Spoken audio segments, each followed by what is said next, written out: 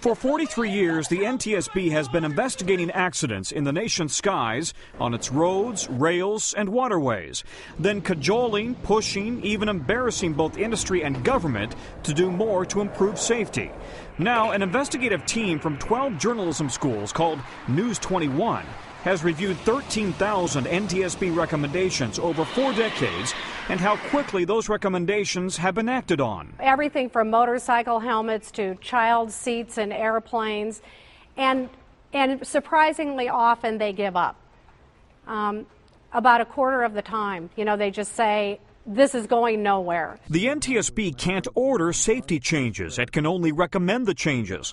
And it can take years for the Transportation Department to act, as those recommendations go through public comment and legal review, even waiting for industry to invent the proper technology.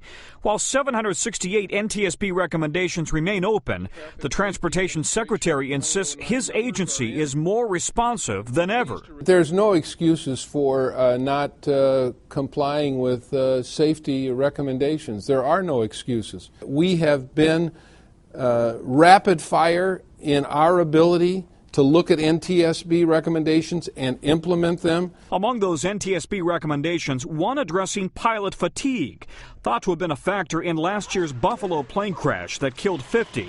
The NTSB had been urging the government to address pilot fatigue since 1972. And unfortunately, it's taken 50 more lives for us to focus additional attention on these issues that have not been addressed. Finally, this month, the FAA did act, announcing sweeping changes to address pilot fatigue, the first change in 50 years. If you're a pilot and you understand your own body and you say, I am too fatigued to fly, you can say, I can't fly. Don't. And another big change following the Buffalo crash, Congress this summer raised the minimum required cockpit hours for new commercial pilots from just 250 hours to 1,500, following NTSB recommendations. There's also been progress to report on the ground. In 2009, traffic deaths fell to their lowest level in 60 years. A total of 33,808 people died last year, down from 43,000 in 2005. NTSB recommended airbags and electronic stability control get a lot of the credit. But the school's investigative review found that on average it takes 5 years for NTSB recommendations to be implemented.